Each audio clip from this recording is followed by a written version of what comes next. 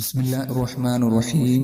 അൽഹംദുലില്ലാഹി വസ്സലാത്തു വസ്സലാമു അലാ റസൂലില്ലാഹി വഅലാ ആലിഹി വസഹ്ബിഹി അജ്മഈൻ. അമ്മാ ബഅദ്. സ്നേഹധന്യരായ വിശ്വാസിനികളെ, അള്ളാഹുവിനെ സൂക്ഷിച്ചുകൊണ്ട് ജീവിക്കണമെന്ന് ഓർമ്മപ്പെടുത്തുകയാണ്.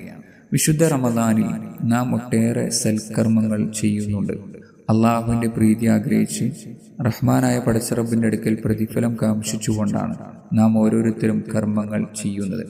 ആ കർമ്മങ്ങളുടെ ഫലപ്രാപ്തി നഷ്ടപ്പെട്ടു പോകുക എന്നുള്ളത് ഏറെ ഗൗരവത്തോടുകൂടി സത്യവിശ്വാസികൾ കാണേണ്ടതുണ്ട്. അതിന് കാരണമായി തീരുന്ന ഒരു കാര്യമാണ് സംസാരത്തെ നിയന്ത്രിക്കാതെ പോവുക എന്നുള്ളത്. അള്ളാഹുവിൻ്റെ വലിയൊരു അനുഗ്രഹമാണ് അവൻ നമുക്ക് സംസാരിക്കുവാനുള്ള ശേഷി നൽകി എന്നുള്ളത്.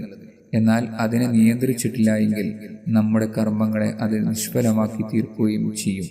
മഹാനായ പ്രവാചകൻ സല്ലല്ലാഹു അലൈഹി വസല്ലം അവിടുന്ന് പറയുകയുണ്ടായി, മൻ കാന യുഅ്മിനു ബില്ലാഹി വൽ യൗമിൽ ആഖിരി ഫലിയഖുൽ ഖൈറൻ ഔ ലിയസ്മുത്.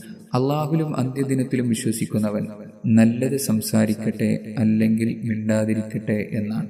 ഈ ഹദീസിന്റെ ആശയത്തിൽ നമുക്ക് ഉൾക്കൊള്ളുവാൻ കഴിയുന്നത് സംസാരിക്കുന്നത് പോലും ഈമാനിന്റെ ഭാഗമാണ് എന്നുള്ളതാണ്.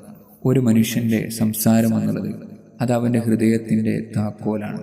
സംസാരത്തെ നന്നാക്കി കൊണ്ടുപോകുവാൻ ഒരു വിശ്വാസി കൃത്യമായി ശ്രദ്ധിക്കേണ്ടതുണ്ട്.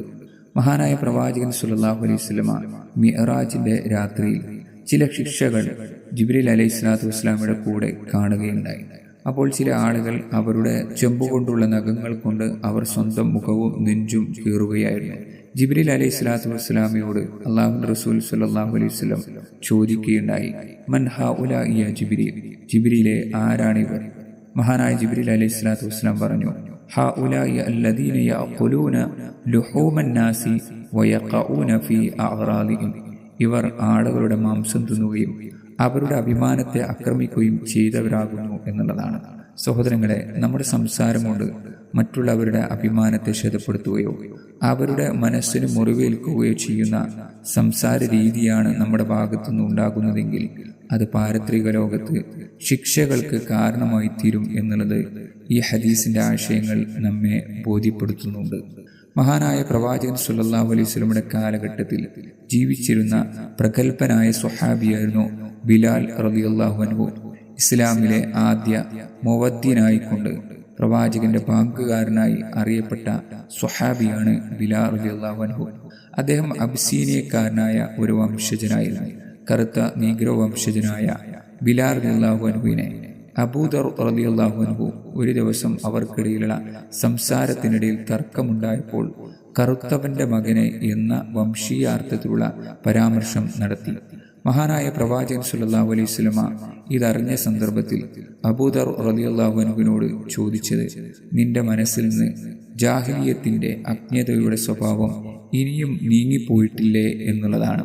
സഹോദരങ്ങളെ, നമ്മുടെ സംസാരം അത് മറ്റുള്ളവർക്ക് ഇഷ്ടപ്പെടുന്നതായിരിക്കണം.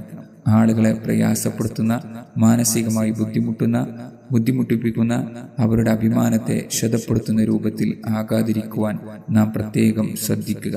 നമ്മുടെ ചെറിയൊരു തമാശ അത് മറ്റുള്ളവർക്ക് പ്രയാസമുണ്ടാക്കുന്ന രൂപത്തിലുള്ള സംസാര വൈഭവമാണ് എങ്കിൽ അത് നാം ഒഴിവാക്കുക. അള്ളാഹുവിൻ്റെ പ്രീതി ആഗ്രഹിച്ചുകൊണ്ട് സംസാരത്തെ നന്നാക്കി അള്ളാഹുവിൻ്റെ സ്വർഗീയ ആരാമങ്ങളിൽ എത്തിച്ചേരുവാൻ നാം പ്രയത്നിക്കുക. അള്ളാഹു നമ്മെ അനുഗ്രഹിക്കുമാറാവട്ടെ. അസ്സലാമു അലൈക്കും.